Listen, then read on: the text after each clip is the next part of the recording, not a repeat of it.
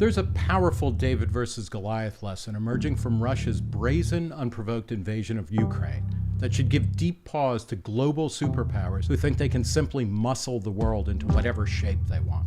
Every Russian tank that gets fried in Ukraine is sending the message that traditional armies can no longer expect to dominate simply because they have more troops, weapons, and money. Russian armored vehicles are falling victim to next-generation light anti-tank weapons, NLAWs, which can be carried by individual soldiers, unslung in seconds, and deployed with little training but deadly accuracy. There are credible reports that Russia has already lost $5 billion worth of military equipment in just a month of fighting in Ukraine. That's the reality of contemporary warfare. Smaller, nimbler groups fighting back effectively against lumbering, dumb relics of the past.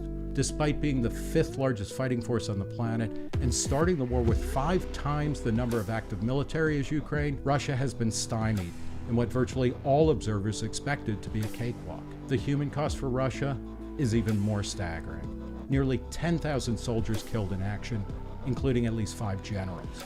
Which isn't to say that Russia isn't also inflicting massive, horrific violence against Ukraine, or that it won't prevail in this conflict, especially the longer things drag on. But this war underscores what James Dale Davidson and Lord William Rees-Mogg called the changing logic of violence and the diminishing returns to violence in their prophetic 1997 book, The Sovereign Individual. As weapons have become smaller, cheaper, more effective, and more widely dispersed, it's harder and harder for old-style militaries to quickly and effectively achieve their objectives through brute force, as they meet resistance at every turn.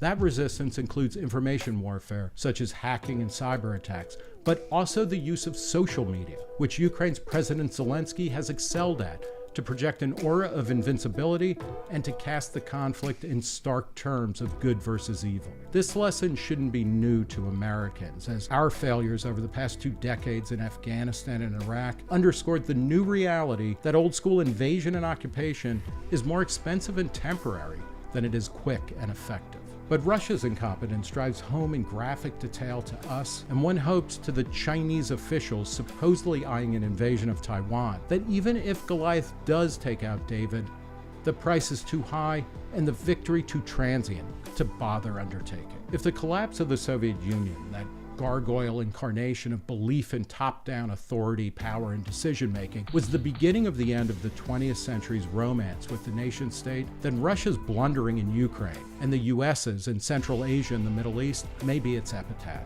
The future belongs not to the ignorant armies of the night who seek to command and control, but to those who embrace and empower the decentralization of weapons, technology, information, currency, and individual ingenuity and courage.